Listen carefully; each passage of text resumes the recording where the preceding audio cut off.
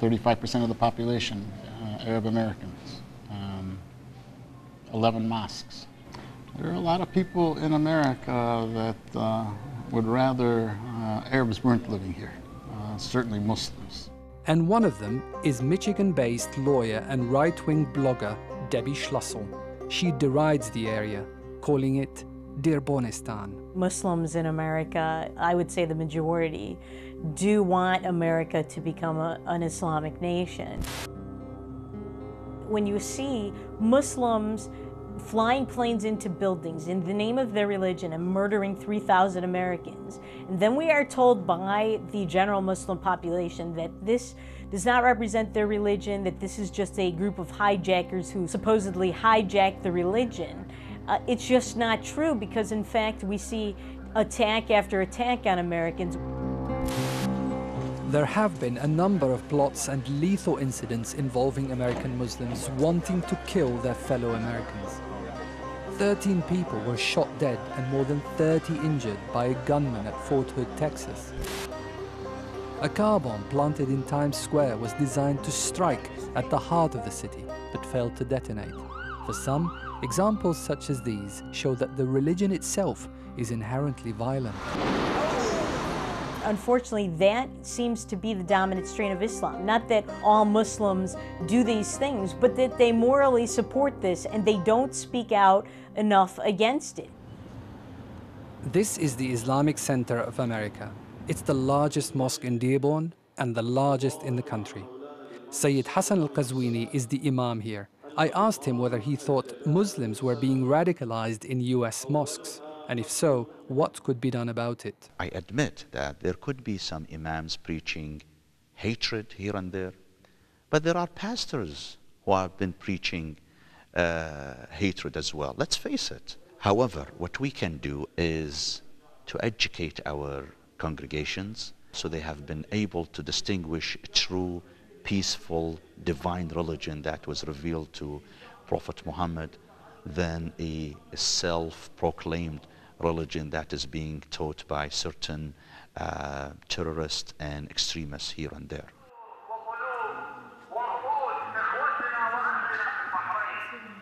Like many Muslims, people here think that American foreign policy, especially its strong support for Israel, is the root cause of tensions between Islam and the West.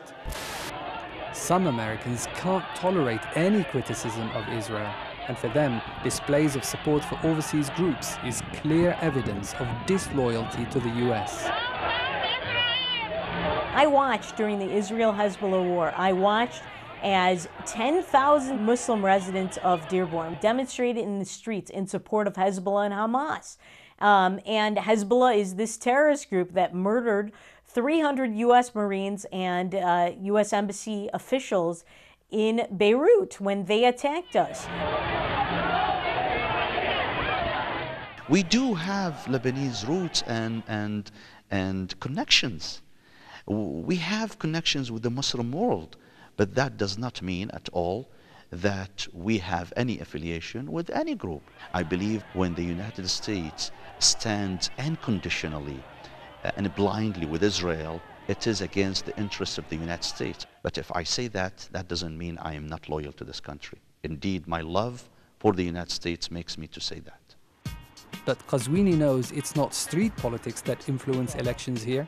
He told me American Muslims had much to learn from other minority groups. If we Muslims know how to understand and to be part of the system, whenever we learn the art of lobbying and influencing politics through our vote and through our wealth, just like the Jewish community is lobbying for its causes, then we will be able to change the policy of the United States. It struck me that once American Muslims were able to crack mainstream politics in this country, the game could change.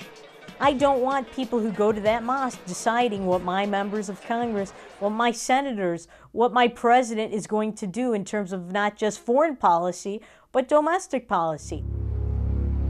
We left Dearborn feeling US foreign policy was a hugely divisive issue that often seemed to put America and Islam on opposing sides. And it's that's led some to question the loyalties of American Muslims. Rajai Haqi's family originally came from Syria. He was a student when 9/11 happened. Determined to fight for his country, he quit college and joined the United States Marine Corps. Rajai ended up in Iraq on the front line of the Battle of Fallujah.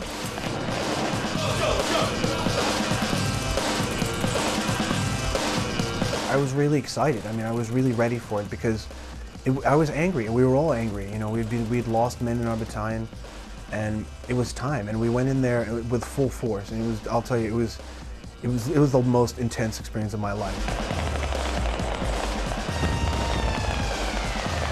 Rajai's main role was as a Marine Corps interpreter, fighting Arab insurgents.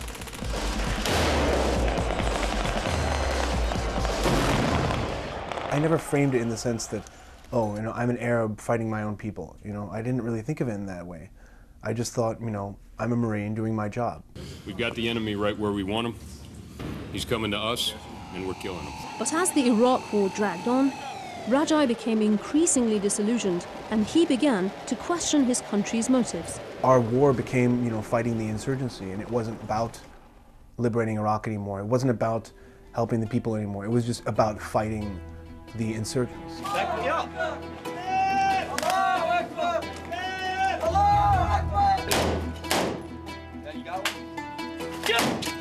Rajai now feels America's global war on terror has proved an horrific blunder that served to increase the hatred of America in the Middle East and has had a lasting impact on the way that Muslims are seen at home. All of the damage that we've done in the Middle East and in the Muslim world, and the perception that we have created of our being against Muslims, we're really just damaging our relations with the Muslim world and with the Muslims in America. But just how damaging has the fallout been for Muslims living in America? How pervasive is the mistrust?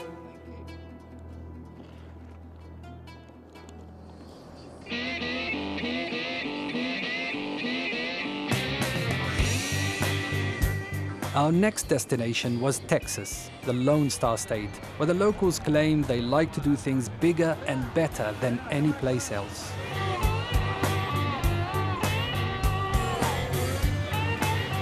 This is the Kangaroo Crew, an elite medical unit from the world-famous Texas Children's Hospital.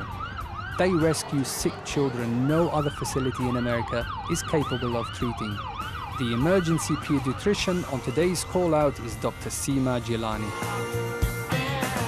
To cover the vast state of Texas, the Kangaroo Crew don't just drive specially equipped ambulances, they have their own jet plane. Seema is well respected by her colleagues here in Texas. But when she was applying to other medical schools in the immediate wake of 9/11, she encountered Islamophobia, even from highly educated fellow Americans. After 9/11, I went and did all of my medical school interviews. I always asked questions like, does your dad teach you how to make bombs in your backyard or in your garage? Do you plan on wearing a burqa when you practice medicine? There was a gentleman that also told me that I was the reason that women in Nigeria were stoned to death every day. To me, it was a big slap in the face because I had rehearsed questions about why do you want to be a doctor and what do you want to do when you grow up. But in America, at least I had recourse to say, you know, this is not right. And my family often, you know, when I complain about these things, they'll often tell me, well, if this had happened in Pakistan, that recourse would not be there. So these are the reasons we've come here. She's adorable. She your first? Yes. Wonderful.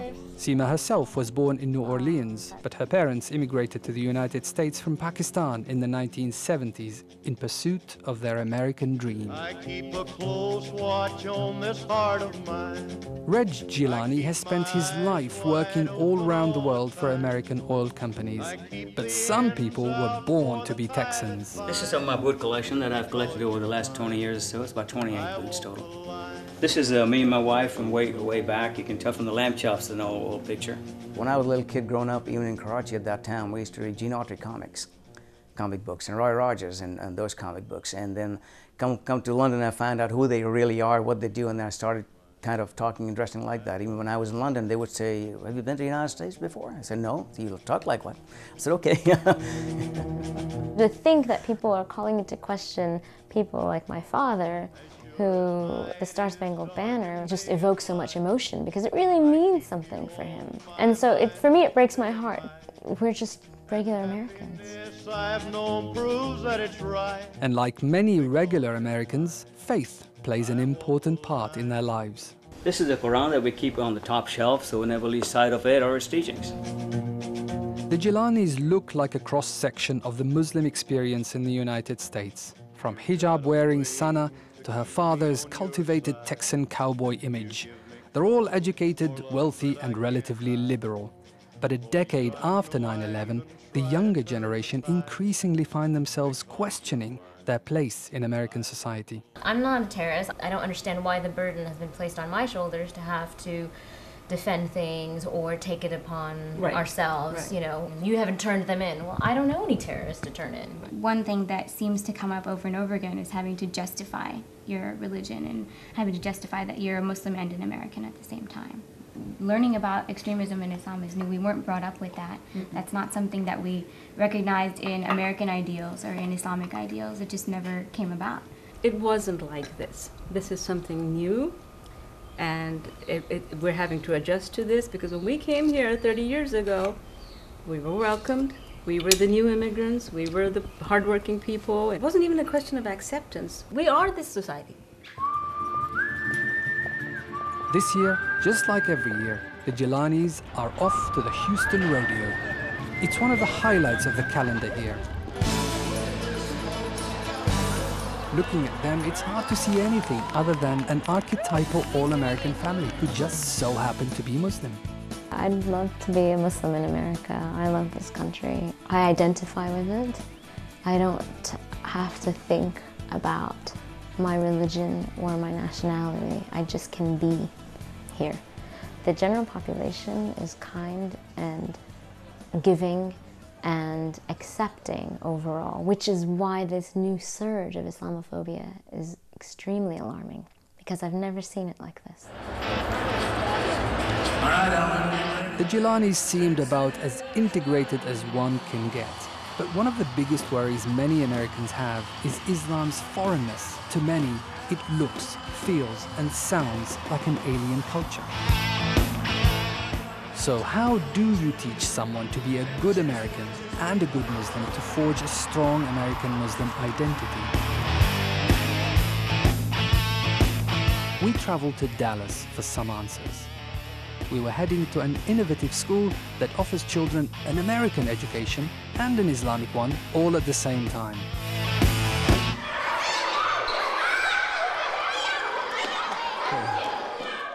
Headmaster Muhammad Diwan showed me around. This looks to me like a normal school in Britain, in the US. What's so different about it? What's so special about this? Well, first of all, it looks normal because it is a normal school. This is just like any other school with the addition of some extra subject matter. We teach religious studies. We emphasize on the study and memorization of the Quran. Our main focus, which we would say different from public schools, is we put significant emphasis on character education and on building up the self. Won't my mommy be so proud of me? I'm licking up her baby. And this is our first grade class. But here the language is English. Absolutely. Language is English throughout the day. Okay. So all subjects are taught in the English language. Even during the time in Arabic classes, the interaction between the students is in English because this is the primary language of the students. Pretty much all of our students are born here. Muhammad told me that the main aim of the institute was to ensure that future leaders of the Muslim community would not have to be brought in from overseas, but would be all American, born and bred in this country. Our statement reads, raising the next generation of American Muslim scholars. And sometimes I like to add to that American Muslim leaders. We want to teach religion from an American perspective with the students or kids who are born and raised in America. So we want to raise scholars and imams that are born and raised here who understand the society and the culture. So we want our kids to take pride in the fact that we are Americans and take pride in the fact that we are Muslims, which should result in having a concern that as a Muslim, I am required to make my nation a better place and take pride in me being an American.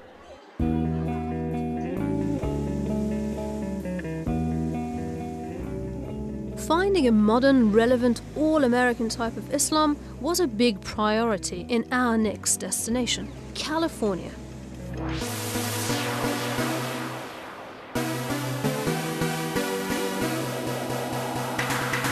Assalamu alaikum wa rahmatullah. This is Islamic Radio, West Coast style.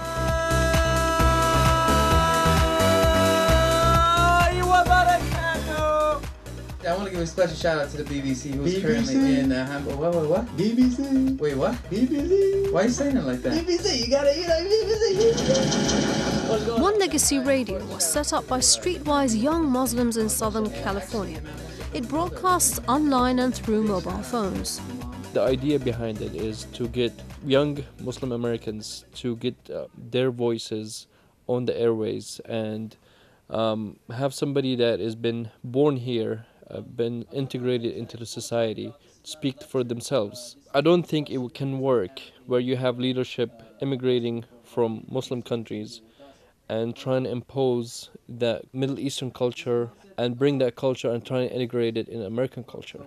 A lot of times you find, particularly with the youth, yo man, I've committed so many sins. I've done things that are just completely wicked. Yo, man, I don't think God can forgive me. The concept of Tawbah, repentance. When people say that, what the first thing they don't realize is they're already on the first path to forgiveness. Wow. They're already there. They're already one step. Our goal is to discuss some of the issues that we go through as American Muslim community and as a community at large.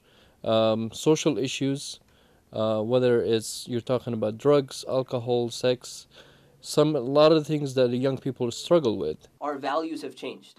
We don't understand what is right and wrong anymore. Whatever's marketed to us, whatever feels good, it just do it now. We feel, okay, just do it, just follow your desires. Right. At 28, Imam Mustafa Omar brings a young perspective to his position.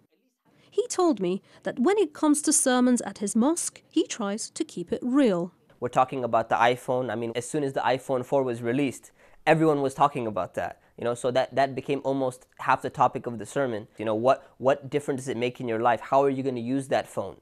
How are you going to misuse that phone? And what can you look out for? So we try and make things very relevant, because if you're talking about camels and donkeys or something that doesn't relate to us at all, no one wants to listen to it. Even myself, I don't want to listen to it. Also in the house, spoken word poet Brother Hussein. So be proud of who you are. Don't let the extremists become your voice. Represent the real Islam and let the people have a choice. He uses rap-style wordplay to explain Islam in a modern way to Americans who he says are basically scared of Muslims. Going and telling somebody, just saying, oh yes, I'm Muslim and I pray 5 times a day. I don't think they're necessarily concerned that I pray 5 times a day. They're more concerned on, are you going to, blow up? Are you going to kill me, bro? What is your, concern? What are you going to do? Are you going to enforce your laws on me? I think these are questions that they're concerned about. Fear and confusion surround Islam in America.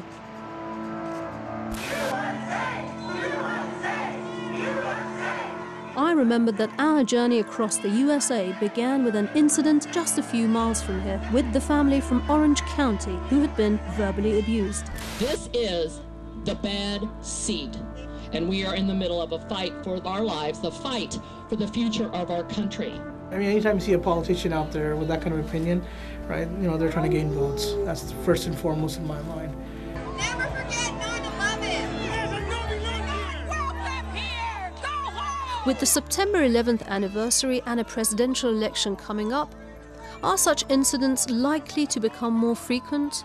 The Muslim event in Orange County was organized by Waqar Saeed. The target is not just terrorism or extremism, it's mainstream Islam itself, and that has allowed these groups to organize and to use that fear of Sharia and Islamophobia, and the Muslims are coming, they're going to impose Sharia in United States of America, and things like that to further their own political objectives.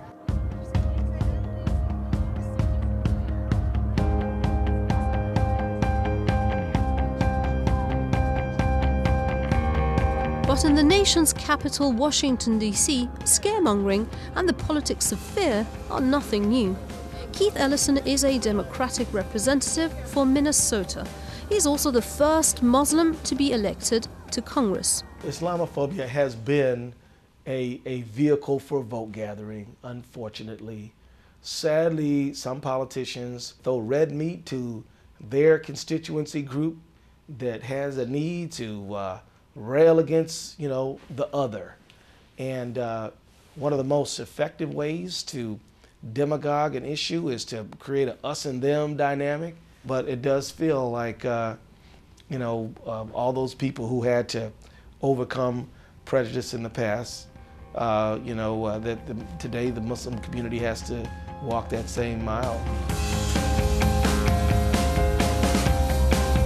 It seemed to me that the events of 9/11, Islamophobia, and the need to stand up to it have actually helped to shape and strengthen the American Muslim identity.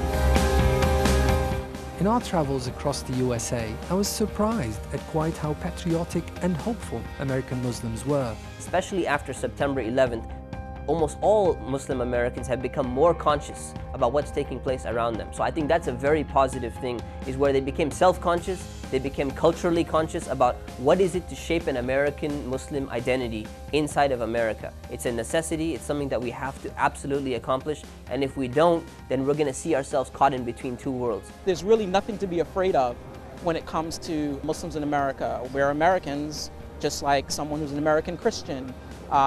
So it just means that there's work to be done and bridges that need to be built.